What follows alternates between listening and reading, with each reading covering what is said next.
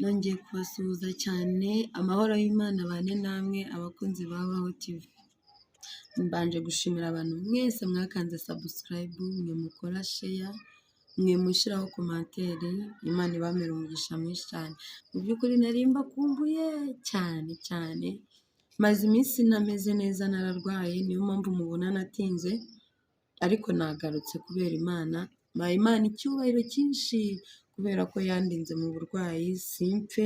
Hari abantu benshi barwara bagapfa cyangwa se bakaba mu bitaro, ariko njye narwariye mu rugo, Imana ingirira neza. N'ubu ntabwo ndakira neza, ariko nshimye Imana ko mbashije kuza kuri kamera za Baho TV. Imana ibaha umugisha mwinshi cyane. Rero ndabakunda nk'uko mubizi, kandi nizere ko mukomeje gusenga mutacitse intege. Abantu tubana mu ijambo ry'Imana mu buhamya, nizere ko murushijeho kwambara imbaraga, mugikomeje gusenga apana ibintu byo gucika intege. Kantu ntabwo ari sawa, mukomeze mwambara imbaraga zo gusenga Imana. Ariko reka dutangire dusenga. Mana, turagushimye, turaguhimbaje, tugushimiye kugira neza kwawe, tugushimiye ko uri umukozi w'umuhanga, uri data wa twese mwiza, uteye ubwoba, urahambaye. Mana, ni wamamare mu izina rya Yesu Kristo. Uyu mugoroba ndagushimiye cyane kubera ko wandinze ukarinda, Mwami Imana, bankurikiye. Ntabwo ari twebwe, si imbaraga, si ubutwari, si ubuhanga, wagize neza. Turagushimye wa Mana we. Aka kanya Mwami Imana nje imbere yawe, reka Mwami Imana nkubere igikoresho, uzuvugire muri nge, ukorere muri nge, utegekere muri nge. Mana, n'abagiye kunkurikira bose ubahe kumva no kumvira ijambo ryawe, rigira aho ribakura n'aho ribageza. Ijambo ryawe rikiza indwara, ijambo ryawe riruhura imitima, ijambo ryawe ryomora inguma, ijambo ryawe rifata ibitari biriho biremwe nonaha mu izina rya Yesu Kristo. Ubikorere kwiyubahisha ababyeyi bankurikiye, abagabo, basore, abakobwa, abana batoya. Mana, nsengeye buri muntu wese ukurikira Baho TV, mwateho umugisha, imbaraga zawe n'uburinzi bwawe n'igitinyiro cyawe no kwera kwawe. Uri Imana nziza Mwami, bagirire neza, ubagirire neza, ubarengere, ubarwanirire, kuko uri Imana ishoboye byose. Mana, rero mbohoje iki kirere Mwami, ngiye gutangira, utangirane nanjye, usozanye nanjye, abankurikiye Mwami Imana, twese ukomeze kubana natwe, dusoze tuvuga izina ryawe, tuvuga gukomera kwawe. Mbohoje iki kirere nirukanye ibitavuga Imana byose mu izina rya Yesu Kristo, mpagaritse akagambane kose mu izina rya Yesu Kristo. Ndakwinginze, reka Mwami Imana bari utangira, abari nawo usoza, kuko uri Imana nziza kandi ikomeye kandi ifite imbaraga. Ndagushimye Mwami w'abami, rengera buri muntu wese abari mu bihugu by'amahanga, bari mu isi yose hirya no hino bakurikira Baho TV. Mbatuyeho umugisha, mbatuyeho ubutabazi, mbatuyeho uburinzi, ubwiza bwawe bukomeze bubagaragareho mu izina rya Yesu Kristo mbisabye nizeye, amen. Haleluya. Imana yacu nishimwe cyane. Ababyeyi munkurikira mu nkunda, nanjye ndabakunda. Abapapa munkurikira mu nkunda, nanjye ndabakunda. Abakobwa, abasore munkurikira, mbese urubyiruko, ndabakunda cyane. Kandi mujye mukomeza kunsengera, mujye munsengera, munsabire Imana kamera kugira ngo njye mbahereza ibintu byinshi kandi byiza bisa neza. Munsabire Imana imbaraga, imwe ubwenge bwo gukomeza kuyivuga, kuko nanjye buri munsi uko buke nuko bwije niko nsaba Imana ngo ibakomeze, ibahereze ibyo mwifuza, abakeneye n'ukuri bahaze, abafite amadeni bishyurire, abarwayi bakize, abashonje bagaburire, abambaye ubusa bambike. Mwese njya mbasengera. Sengera abantu mwese mukurikira Baho TV, kandi n'ukuri mujye mugira kwizera, kuko ubutabazi bw'Imana burahari, kuko Yesu ntakijya kimunanira, ashoboye byose. Umuririmbyi yuzuye umwuka yararimbye ngo ashoboye byose. Yesu ni umwami w'abami, rero ashoboye byose. Ibyo byose ubona bikugoye, biguteye, nta na kimwe kijya kimunanira. Yesu nashimwe cyane. Reka dusome ijambo ry'Imana riri muri Yobu ibice ni 2 umurongo wa 2. Reka dusome ijambo ry'Imana mu izina rya Yesu. Mbona se ntari kureba, Mana yanjye, Uwiteka namereze kureba. Uwiteka abaza Satani ati, uturutse he? Satani asubiza Uwiteka ati, mvuye gutembera isi no kuyizereramo. Uwiteka abaza Satani ati,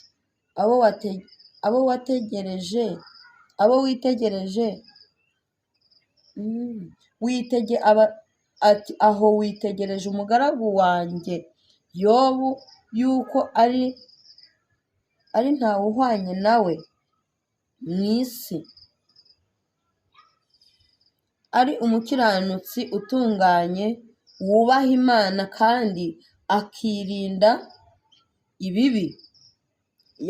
yakomeje gukiranuka kwe, nubwo wanteye kumugirira nabi, nkamuhora agatsi. Maze Satani asubiza Uwiteka ati, umubiri uhorerwa umubiri, ndetse ibyo umuntu atunze byose yabitanga ngo abicunguze ubugingo bwe. Ariko noneho rambura ukuboko kwawe ukore ku magufwa ye no ku mubiri we, azakwihakana ari imbere yawe. Uwiteka abwira Satani ati, dore ari mu maboko yawe, kiretse ubugingo bwe gusa ube ari bwo wirinda. Imana nishimwe cyane. Haleluya. Iri jambo muri hangana ntabwo hari kubona neza, cyangwa se ntabwo ndi kubona neza, ariko Uwiteka abaza Satani ati, uturutse he? Satani aramusubiza ati, mvuye gutembera isi no kuzerera. Ndeka nkubwire nshuti yanjye mwene data, Satani nta kindi cyamuzanye mu isi, ni ukugerageza abana b'Imana. Urumva yirirwa azerera, yirirwa atembera, mbese ni roho mbi yirirwa izerera mu bantu.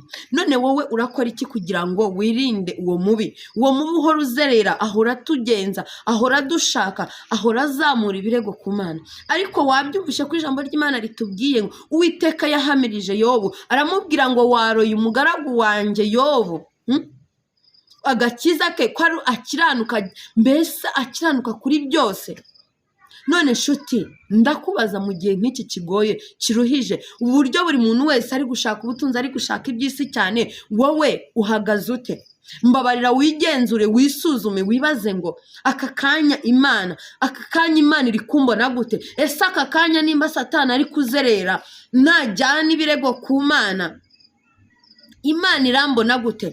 Reka mbabwire, mureke duharanire gukora icyiza, duharanire kwera imbuto zikwiriye abihanye, duharanire kugendera mu nzira zitunganye, duharanire gukundwa na Yesu. Ndetse reka mbabwire, ijambo ry'Imana ryarambwiye ngo uko tumuhamya, ngo nimumpamiriza mu ruhame, haleluya, ngo nanjye nzabahamiriza kwa Data wa twese. Imana nishimwe. Nimureke duhamye Imana, mbese nituba turi mu bapagani bamenye ko dufite Imana muri twebwe, nituba turi mu bakiranutsi bamenye ko harimo Imana muri twebwe, nituba turi ahantu mu kazi, mu isoko, mbese Mana yanjye, ahantu hose tugenda, abantu bose batubona, abantu bose batwegereye bamenye ko dufite Imana muri twebwe, ku buryo na Data wa twese uri mu ijuru azajya tureba akavuga ati, abana banjye barakijijwe, barakiranutse, bafite imbaraga, bafite gukomera muri bo, nubwo ibigeragezo ni byinshi. Mbese ijambo ry'Imana ryaramwe ngo nubwo amakuba n'ibigeragezo ari byinshi byo kumukiranutse, ngo ariko Uwiteka ajya amufasha muri byose. Ese wowe wiringiye iki? Ese wowe muri wowe urumva harimo iki? Ese muri wowe urumva ufite kwihangana kungana gute? Ese ntabwo waba uri kwiheba? Ese ntabwo waba uri gutakaza ibyiringiro? Ese ntabwo waba uri ukabona nanzira ukumva usubiye inyuma? Mbabarira wisubira inyuma. Nimba Uwiteka ari mu ruhande rwacu, umubisha wacu yavahe? Nubwo Satani atugerageza, nubwo Satani azerera, nubwo Satani yirirwa atugenza, ariko mu ijuru dufite Imana. Nta kintu na kimwe kigomba kugutandukanya n'Imana. Iyo ukomeje ugasoma hano muri Yobu, usanga hari ahantu Satani yabwiye Imana ngo agiye kumwereka ko nyine ngo Yobu adakijijwe, ngo Satani nimara gukuraho Yobu ibintu byose, ngo nibwo azabona koko yakunda Imana cyangwa atayikundaga. Ariko iyo usomeje ugasoma, usanga Yobu yarihanganiye. Satani yaramugerageje, amukuraho ubutunzi, amukuraho abana, mbese n'umugore we bigeraho amwihakana. Mbese Yobu yarageragejwe ku rwego asigara ahagaze nk'agati mu nyanja. Bwa butunzi bwiza byose, bya bintu byose yari afite, byose biragenda. Ariko Yobu ndamukunda cyane, yarakomeje ararwana, arakomera, kugeza ubwo umugore yamubwira ngo ariko na n'ubu ntabwo ushobora kwihakana iyo Mana.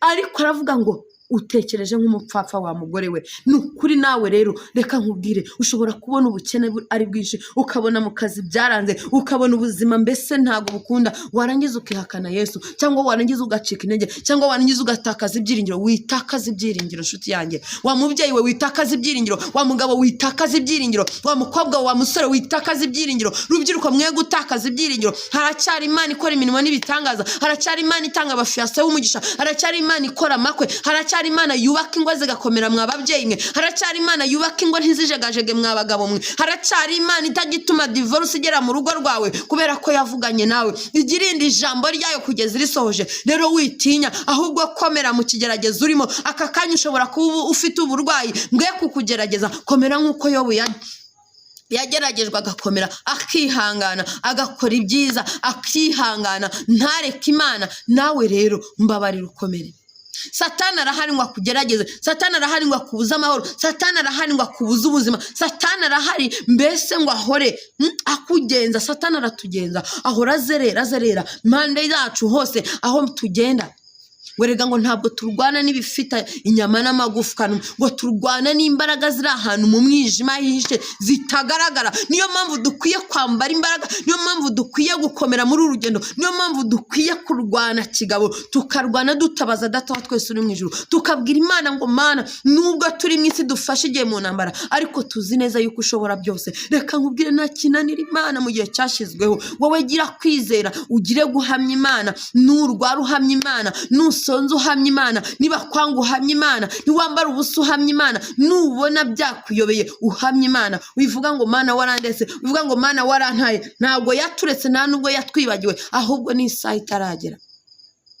Guma mu mwanya wawe, ukomeze usenge, kandi ukomeze wiringire, kandi ukomeze uce bugufi, kiranuka ku gato no ku kanini. Ngo erega abazi Imana yabo bazakomera, ngo nibamara gukomera bazakora iby'ubutwari. Ese wowe uzi Imana? Ese wowe urayikunda? Ese wowe urayishaka? Ese wowe uyicira bugufi? Ese wowe urakiranuka? Cyangwa ibije byose bigukura mu gihe cyo gusenga, cyangwa ibigeragezo iyo bije nawe uva ku Mana, maze Yesu yakuraho ibyo bigeragezo ho gato yukongera ukayigarukaho. Oya, kunda Imana mu byiza no mbese ngo mu bibi no mu byiza ngo duhore dushima. Niko ijambo ry'Imana rivuga ngo mu bibi no mu byiza duhore dushima. Ntabwo Imana ishaka ko dutakaza ibyiringiro, ntabwo ishaka ko tugendera mbese tugenda nk'abadafite kwizera. Nimba Yesu yaraje mu isi akababazwa agatuka akangwa, kubera iki wowe ngo kuko abantu bakwanze ngo Imana ngo yakuretse, ngo nawe ngo ntabwo ugomba none ntabwo ari byo.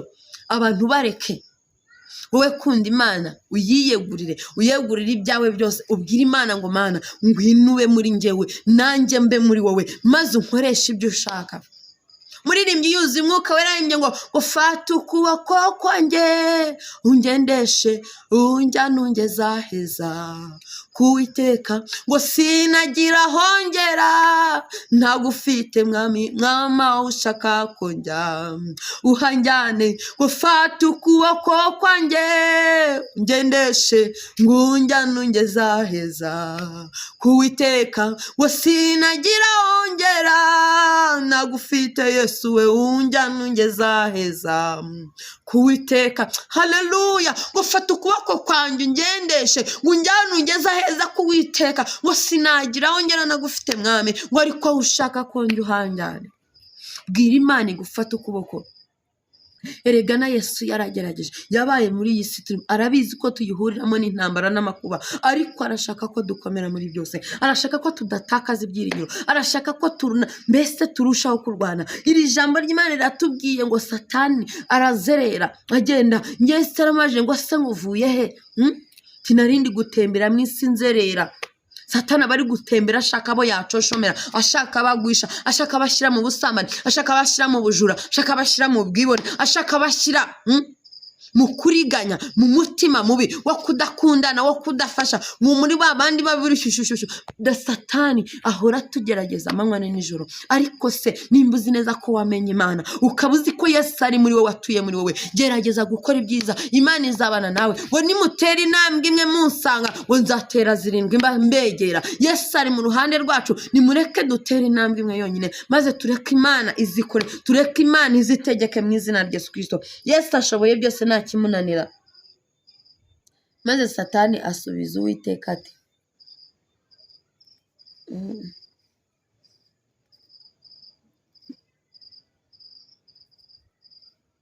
ntabwo noneho ndi kubona habe Mana yanjye munsengere Imana indinde kurwara amaso. Uwiteka abwira Satani ati dore ari mu maboko yawe, kiretse ubugingo bwe gusa ubu aba ari bwo wirinda. Mana yacu nishimwe. Yesu Uwiteka yemeye ko Satani ajya kugerageza Yobu, ariko aramubwira ngo ibyose ndabiguhaye, ariko ubugingo bwe ni stop.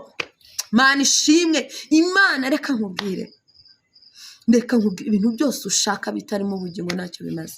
Ntureba uyu mubiri twambaye, iki ni ikintu cy'umubiri gusa, ariko Imana ishimwe ko igiturindira ubugingo. Mbabarira usenga Imana uyibwire ngo Mana ongera ufate ubugingo bwanjye bundi busha, wihanire kure kubwira Imana ngo Mana reka ubugingo bwanjye bube muri wowe, ubufate gutya ntubure kure. Maze Satani akugerageza, uwo mubiri wawe nukurya wihangane, uwo mubiri wawe nubabara wihangane, ariko nibura uvuga ati ubugingo bwanjye buri muri Kristo Yesu. Icyo nicyo gikuru. Njya nkunda kubabara cyane nkabwira Imana ngo Mana byambabaza kuba nirirwa mvuga ubutumwa bwawe, mvuga ijambo ryawe, mvuga aho wankuye, mvuga gukomera kwawe, nsengera abantu nje mbese nkora imirimo yawe, ariko umunsi uzaza ukaza ukambwira ngo yewe mukundiye ukuri Kevin we ngo ntabwo nkuzi mu bana banjye, yo mbega agahinda byaba bibabaje cyane. Nyamara hari abantu bavuga Imana bitabarimo, hari abantu bavuga Imana fesi gusa bitari mu mitima yabo, hari abantu tubona gutya bagenda bavuga Imana ariko mu mitima yabo Yesu atarimo, adatuyemo. Rero reka nkubwire, vuga Imana mu bigaragarira amaso y'abantu ndetse binakurimo, ndetse n'Imana ikureba ikakwishimira, ku buryo Imana yagutangira urugero ikavuga turiya n'umwana wanjye nkunda kandi nkamwishimira.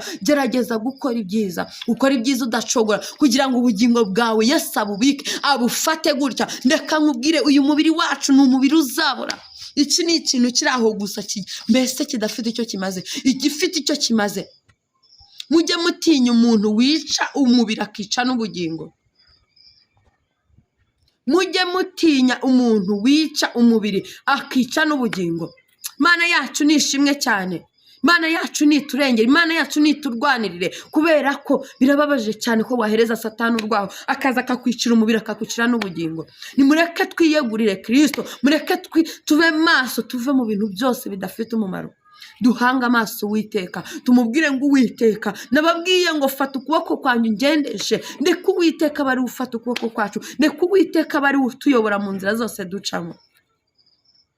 Reka Uwiteka tumwemerere, dufungure imitima yacu. Fungura umutima wawe Yesu awuturemo. Ese Yesu azatura mu mutima wanduye, azatura mu mutima urimo ishyari, azatura mu mutima urimo uburyarya, uri kubwira abantu ngo urabakunda, uri kubabesha, ufite ibyo bakurikiyeho nubibona maze wigendere, uri kwereka abantu ko uri umunyamasengesho kandi bitakuri mu mutima. Fungura umutima wawe Yesu aturemo. Namara guturamo azagukoresha iby'ubutwari kandi azabana nawe. Namara kubana nawe azagukomeza, namara kugukomeza azakurinda, namara kukurinda azakurwanira, namara kukurwanira azamenagura inzugi z'ibyuma n'ibihindizo by'ibyuma azabicamo kabiri, azakenyuruza abami kugira ngo agukenyeze. Haleluya, haleluya. Yesu namara kuba mu byawe ni ukuri ntabwo uzigera ukorwa n'isoni. Ntabwo nigeze mbona umukiranutsi arekwa cyangwa se ngo asabize, cyangwa ngo urubyaro rwe rusabize, cyangwa ngo agwe ku gasi. Wese mwari mwabona intumbi y'inyoni yapfiriye ku gasozi ngo nuko yishwe n'inzara? Uko Yesu atunga inyoni zo mu kirere ziguruka zidakora, niko nawe azagutunga. Rekeraho kwiheba no kwiganyira, rekeraho gutakaza ibyiringiro. Senga Imana maze ubwire Uwiteka afata ubugingo bwawe, maze uyu mubiri wihorere. Nugeragezwa wihangane, ariko nibura ugira ibyiringiro uvuga ati ubugingo bwanjye buri ku Mana yacu, Data wa twese mwiza. Haleluya. Imana yacu nishimwe cyane. Reka mbabwire bene data, abantu benshi ntago bari gukizwa nk'uko bikwiye. Uyu munsi arakizwa ejo ibigeragezo byaza akabivamo. Uyu munsi arumva akomeye ari kumwe n'Imana, abwira Imana ngo Mana wandinze kuko wangaburiye, kuko wampaye akazi. Yabona akazi byanze gahagaze agahita areka Imana. Abandi bari gusenga amasengesho menshi cyane basaba akazi, basaba guhindurirwa ubuzima. Imana yamara kumuhindurira ubuzima maze kwicara akadamarara akavuga ati burya ni njyewe, burya ni njyewe uriho. Reka nkubwire, nimba Imana yaravuganye nawe ni ukuri izabisohoza, ariko nimara kubisohoza witakaza ryasezerano wasezeranye n'Imana ikubwira ngo izakujya neza nimara kukugirira neza, aho kugira ngo uyishime uyamamaze uyivuge hose, abatayizi bayimenye, na babandi bari guca nko mu bya bindi wacagamo nabo bakomere, bagire ibyiringiro, bagire kwizera, maze nurangiza uhita ubiterera aho ngaho, mbese wibagirwa Imana yawe. Birababaje cyane, mureke dukiranuke ku gato no ku kanini. Ababyeyi dufate ibihe byo gusenga, abagabo bafate ibihe byo gusenga, abakobwa n'abasore mufate ibihe byo gusenga, maze dusenga Imana. Reka nkubwire, Imana iradushaka kandi iradushaka ko dukiranuka ku gato no ku kanini. Ikindi, hari umugisha Imana yatuvuzeho kandi ugomba gusohora, ariko umugisha wacu uri ahantu h'inzitane, uri ahantu mu mahoro. Birasaba gusenga tukafata wa mugisha wacu tukawukura muri izo nzitane, maze kugira ngo tuwusingire. Ntabwo kubona umugisha w'Imana ari ukuryama ugasinzira, ari ukubaho udasenga, ari ukuba udakiranuka ku gato no ku kanini, mbese ari ukumva ko ibintu byose ukorana, mbese hari ijisho ry'Imana rikureba, hari ijisho ry'Imana rihora rikureba. Mbabarira ukiranuke ku gato no ku kanini, maze wera imbuto zikwiriye abihannye, maze ukora ibyiza udacogora, maze urebe ubwiza bw'Imana, urebe ubutabazi bw'Imana. Reka nkubwire, nubwo urwaye ukabona bikomeye, humura, Yesu arakiza. Reka nkubwire, nubwo ubona umaze igihe kirekire mu burwayi, umaze igihe kirekire mu bibazo, umaze igihe kirekire ntawe ukuvuganira, ntawe ukurwanirira, ariko hari umukunzi wacu ari we Kristo Yesu, aturwanirira buri munsi, aturengera buri munsi. Nkunda kubabwira ngo nubona wabyutse bikemera ukaba ukivuga bigakunda, ujye umenya ko hari umugambi mwiza Yesu agufiteho, kubera ko uwo mugambi udahari yanakureka ibyawe bikibagirana, kubera ko hari benshi mu ngana batambutse batakiriho, batakibukwa, ariko se wowe kubera icyo uriho, wowe wahaye iki Imana, wowe urinda ufite, mbese ufite bwirinzi bungana iki butuma aho abandi bapfa utahapfira? Nimureke dukunde Imana kandi tuyikundisha imitima yacu, ku buryo Data wa twese ari mu ijuru atureba akatwishimira, akavuga ati abana banjye bari gusenga by'ukuri, apana bya bindi byo kubeshya. Imana yacu ni ishimwe cyane. Nimba unkundira Imana, nimba ukurikira Abaho TV, kunda Imana, ureke ibintu byose bitavuga Imana, maze ukurikire Yesu, maze numara kumwemerera azaza, ntabwo azatinda, ntabwo azaceceka kandi ntabwo ajya acogora. Kandi icyo mukundira Data wa twese uri mwiza, ntabwo ajya abesha, ntahinduka. Ibyo yavuganye natwe no kubikora azabikora, nubwo ubona bitinze, ariko ntabwo ari uko byamunaniye. Isaha n'umunota ndetse n'igihe yagambiriye kubikora nikigera azabikora kandi yiyubahishe, maze azacecekesha amagambo yose y'ibitavuga Imana ku buzima bwawe. Imana yacu ni ishimwe kandi Imana ibamera umugisha. Ni ukuri ni Baho TV, wowe utarakanda subscribe, kanda subscribe, ujye ukurikirana ijambo ry'Imana, ubuhamya, hanyuma ikindi ujye usharinga abandi, ushireho comment. Imana izajya iguha umugisha, kandi reka nkubwire, urusheho gukomera no kwizera, mbese ureke ntutakaze ibyiringiro. Data, turagushimye, turaguhimbaje, tugushimiye kuri Imana ikora imirimo n'ibitangaza. Mana, ndasenze kugira ngo ijambo ryawe rigende rigere mu mitima y'abantu bose bankurikira, mu izina rya Yesu. Rishanyagura ibyari, Mana, uhanagura ibyaha, Mwami Imana, ku bantu bari bafite ibyaha, ku bantu bari baracitse intege, ku bantu bari baraguye, ongera ubabyutse, n'amazazime wongere uzizane. Mana nyagora ku ngo mumfate ukuboko kwabo bagendesha ubajyane ubageza heza kuri wowe, kuko bo ntaho bagira batagufite Mwami, ariko aho ushaka ko baba bariho ubajyana, maze ubuzuza imbaraga. Mana nyagora ku ngoma ndakwinginze, numara kubeza no kubatunganya, ubahereza imbaraga, ubahereza, ubarwanirire, ubarinde ibibagerageza, ibibaca intege byose mbikubise hasi mu izina rya Yesu. Ukomeze utabare buri muntu wese, umuvuganire, kugira ngo Mwami Imana ubwo uzaza uzasange buri wese yiteguye. Birababaje cyane ko twaba turi mu isi dufashe igihe mu ntambara, ariko tukagerageza gusenga ku manywa na nijoro, ariko ukazaza ukavuga ati ntabwo mbazi. Ngo duhereze imbaraga rero zo gukomera, imbaraga z'umutima ndetse n'iz'umubiri. Ni ukuri na Yobu yarageragejwe arihangana, duhe gukomera mu bitugerageza, utwambike imbaraga mu bigeragezo, uturinde gucogora no gusubizwa inyuma n'ibigeragezo n'amakuba, ahubwo turusheho kukwizera no kugutumbira. Kumuririmbyi yararimbye ngo tumbira Yesu wenyine niwe gisubizo. Turabizi ko ari we gisubizo cy'ibibazo byacu. Reka uduhe imbaraga zo gukomera muri ubu buzima turi gucamo, muri iyi si yandu. Duhereze imbaraga, ubwo abandi bacitse intege twebwe uturinde gucika intege, ubwo abandi bihebye uturinde kwiheba, ubwo abandi babivuyemo uturinde kubivamo, mu izina rya Yesu Kristo. Mwami Imana, turakwinginze, turaguhamagaye, reka abantu bose bakurikira Baho TV ubahereze umugisha, kandi ubahereze imbaraga za none n'iz'igihe kizaza, maze uburinzi bwawe n'igitinyiro bibagumeho. Ni mu izina ryawe ryera Yesu Kristo mbisabye nizeye none n'iteka ryose, amen. Yesu abamera umugisha mwinshi, ndabakunda cyane. Amahoro y'Imana abane namwe. Shalom shalom.